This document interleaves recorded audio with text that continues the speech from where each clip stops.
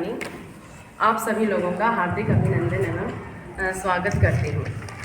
जैसा आप सभी जानते हैं, कालाडूंगी GGIC का जो ये राष्ट्रीय योजना है, शिविर है, जो विशेष शिविर ये विगत 30 दिसंबर से जो ये विद्यालय है सरस्वती शिशु मंदिर, इसमें चल रहा है।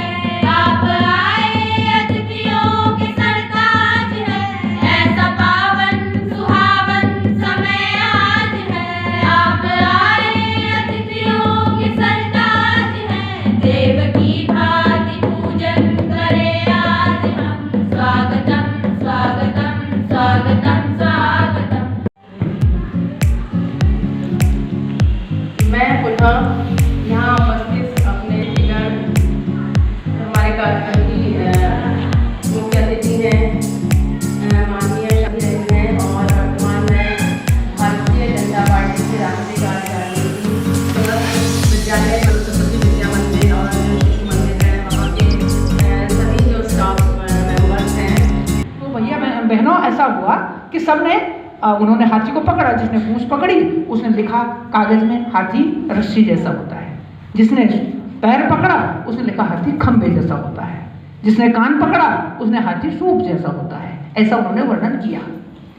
वास्तव में क्या है कि जिसकी समझ जितना आया उतनी शिक्षा हम अपने जीवन में ग्रहण करते हैं। बाल्यकाल से हम इन चीज़ों को अगर ध्यान में रखें तो निश्चित हमारे समझ में 2-3 चीज़ें आएंगी कि शिक्षा लेना अलग विषय है और अनुभव वो वास्तविक शिक्षा है। अब अनुभव प्राप्त करने के लिए क्या करना? अनुभव प्राप्त करने के लिए अभी हम अनुभव करते हैं। मैं आपसे बहनों से कहता हूं कि बाएं हाथ से आप जरा ब्रश चलाकर मंजन करिए।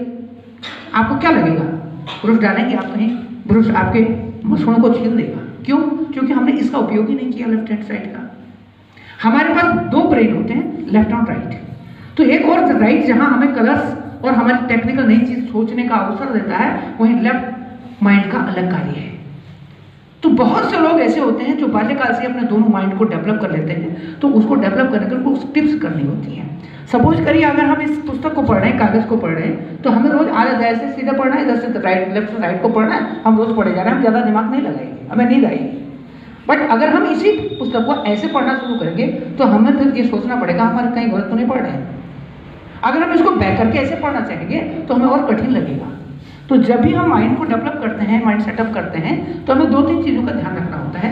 पहले टोटली माइंड का उपयोग होल हार्टेडली पूरे हृदय से उस पर फोकस करना, जो भी काम हम कर रहे हैं। माइंड को इतना सेटअप करना है कि हम अपने नेशन के लिए अपने नेशन में ही पढ़ेंगे और अपने नेशन का डेवलपमेंट करने के लिए पूरा होल हार्टेड अपना जीवन लगाएंगे।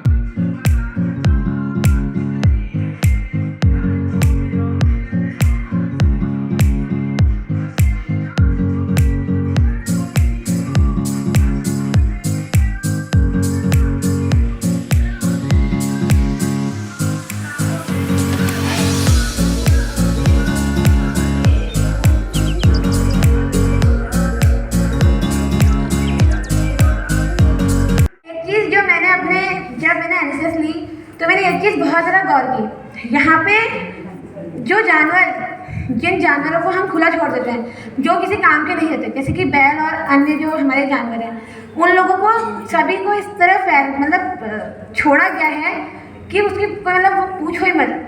उनको फोड़े हो रखे हैं, उनको बहुत सारे फोड़े हो रहे हैं, उनको किसी ने ध्यान तक नहीं दिया। तो कुछ पुलिस अधिकारियों ने हमारे विद्यालय में प्रवेश किया। विद्यालय की छात्राओं ने बहुत अच्छी तरह उनका स्वागत किया एवं उन्होंने बालिकाओं की सुरक्षा के संबंध में बहुत अच्छी बातें बताई। कैंप की शुरुआत हुई।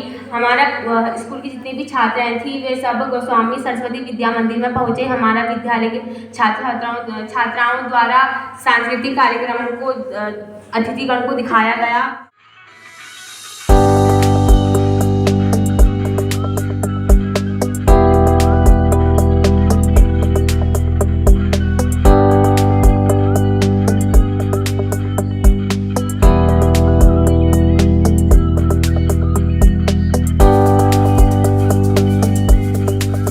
जो हमारे मध्य में जो हमारे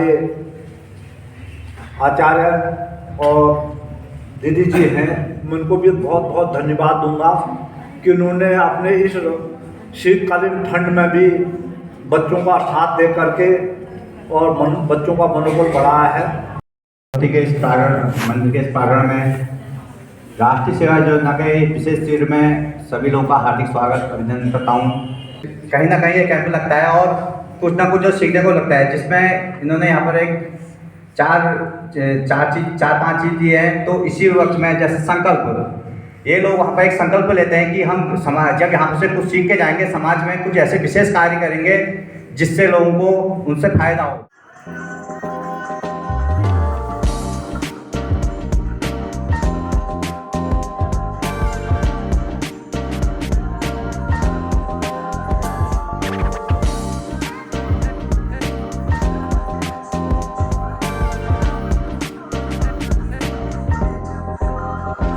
मैं प्रिया जोशी 11th A से सदन सहयोग से अपने कुछ अनुभव प्रस्तुत करना चाहती हूँ जो हमने इन 6 दिनों में सीखा है। पहले तो हमने आके सबके साथ मिलके कैसे रहा जाता है और सबके लिए कैसे खाना बनाया जाता है इतने लोगों के लिए, और तो बहुत कुछ सीखा था। और फिर हम आए थे, हम यहाँ जिम कॉर्बेट में गए, वहाँ अपने पुराने इतिहास के बारे में हमने जाना, उनकी जो सबको जागरूक किया और लोगों को स्वच्छता के लिए भी प्रेरित किया। फिर हम कल वार्ड नंबर 3 और वार्ड नंबर 7 में गए थे, जहां हमने मतदाता रैली निकाली थी और स्वच्छता के बारे में लोगों को जागरूक किया था। हमारी मुख्य अतिथि श्रीमती शांति मेहरा जी, पूर्व राज्य मंत्री। जैसा कि हमारी यहाँ छात्राओं ने जो यहाँ 5-6 दिन का कैंप लगा के काम किया, जिसमें उन्होंने अभी मैंने देखा था, कल भी मैंने देखा, उन्होंने कई कार्यक्रम हमारे कालाडूंगी में बाजार में रैली के द्वारा जो है बाजार में लोगों को जागरूक किया, जो जागरूक नहीं है। जैसे कल का जो कार्यक्रम था वो था वोट डालने का अधिकार, कि उन्होंने उसके बारे में भी जागरूक किया। और हमने देखा कि बाजार में जाकर रोडों पर जाकर साफ सफाई की व्यवस्था इन लोगों ने वहाँ देखी। जब अभिज्ञ रीत करते हैं तो कूड़ा कचरा सब जंगलों में डालते हैं, जिससे जो है पर्यावरण को नुकसान पहुँचता। तो हमारी जो बच्चे हैं, इन्होंने क्षेत्र का अंतर करके जनता को जागरूक किया। ये उनका सराहनीय काम है, मैं उनके लिए उनको धन्यवाद देता हूँ। हमें जाकर इससे प्रेरणा चाहिए, गांव में क्षेत्र में हमें भी कहना चाहिए कि जो हमारे छोटे छोटे बच्चे इस तरह के कार्य कर सकते हैं, तो हमें उनसे प्रेरणा लेकर के हमें अपने क्षेत्र के अंदर जो गंदगी वगैरह हम लोग करते हैं उनको नहीं करनी चाहिए। मोहल्ले गाँव साफ सबको साथ स्वच्छ रखना चाहिए, ताकि इससे भविष्य में हमारा इससे जो है फायदा हो सके और दूसरों को भी इससे फायदा पहुँच सके। क्योंकि अब ये आज समापन है, तो ऐसे में अगर ज़्यादा लंबी बातें खींचो तो वो आपके लिए भी ठीक, मेरे लिए भी ठीक नहीं है। पीसी ने बहुत अच्छी बात बताई थी कि महात्मा गांधी के जन्म शताब्दी के उपलक्ष्य में भारत के युवाओं का सदुपयोग हो, युवा शक्ति का दुरुपयोग न हो, उसके लिए एनएसएस की स्थापना की गई। What impact you are going to expose to this camp? अपने इस कैंप में क्या देना चाहते हैं? जिन्होंने अपना विद्यालय आपको दिया, तो ऐसा इंप्रेशन रहा होगा निश्चित रूप से कि आप गुरुजी जी अगले साल भी आपसे कहेंगे कि अपने एनएसएस के कैंप को यहाँ लगाओ। वैसे होता ये है कि एनएसएस के कैंप में कोई अपने विद्यालय को देता नहीं है, ये मेरा अनुभव है, पिछले 13 साल का अनुभव है मेरा है, क्योंकि 13 साल में एनएसएस की मैंने बहुत सेवा की है। तो निश्चित रूप से ये स्वयं यहाँ कुछ सीखा होगा। तो मेरी ढेर सारी शुभकामनाएं आपके प्रति हैं कि आप यहाँ जो भी सीख के गई हैं उनको आप इम्प्लीमेंट करेंगे।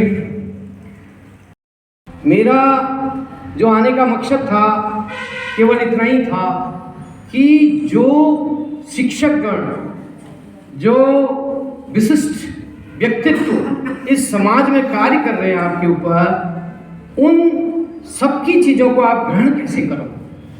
तो इसलिए मैं 3 दिन जो मुझे आज से 32 साल पहले आपके जैसे स्टूडेंट लाइफ में मिला था, हार्टफुलनेस ऑर्गेनाइजेशन का जो ये सिस्टम था, जिसमें मुझे स्वयं को अपने अंदर से गाइड करना आया, और मेरी प्रार्थना थी हर पूजा स्थल पर कि हे ईश्वर, अगर आप अंतर्यामी हैं, हर मंदिर मस्जिद गुरुद्वारे में हैं, तो आप मेरे अंदर जब तक मेरे मन को फील नहीं होंगे तो मैं अपने आप को एक सेल्फ डिसिप्लिन कहते हैं। देखिए, डर और लालच से तो डिसिप्लिन समाज में बनाया जाता है, लेकिन हम लोग सेल्फ डिसिप्लिन कैसे हुए, तो उसी उद्देश्य से मैं आप तक आया। और कम से कम 15-16 साल से मैं ऐसे स्कूलों में जाता हूँ। हर सत्र का आपने अनुभव लिया और अपने जीवन के उन पलों में कुछ न कुछ आपने सीखा।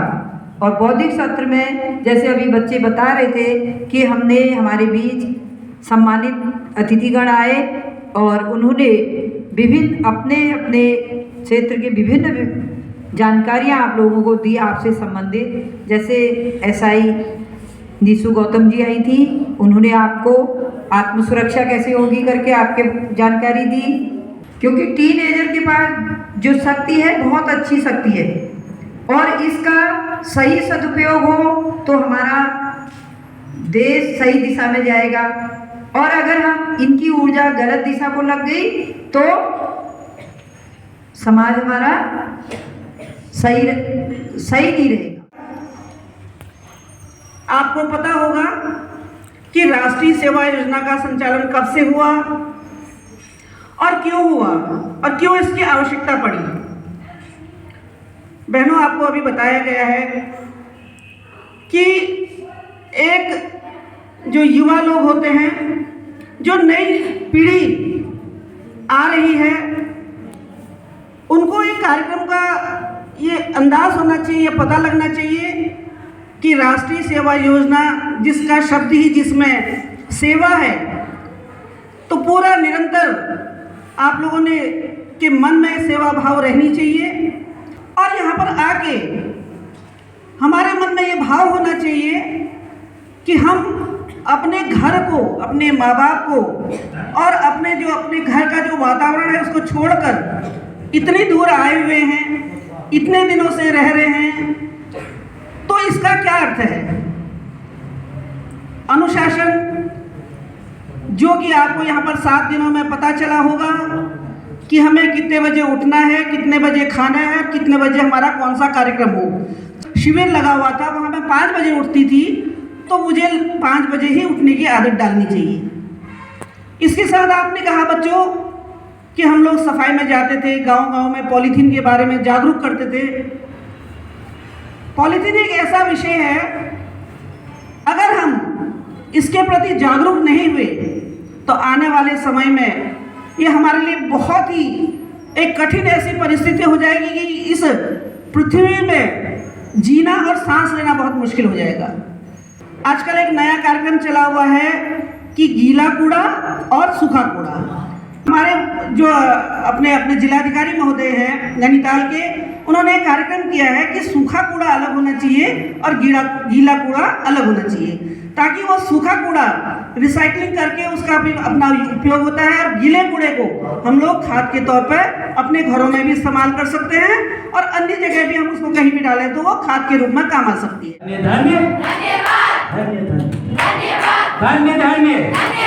आवाज नहीं आ रहा। धन्य हर ऊर्जा लीजिए। धन्य आने का जाने का का धन्यवाद, आप सभी का थैंक यू।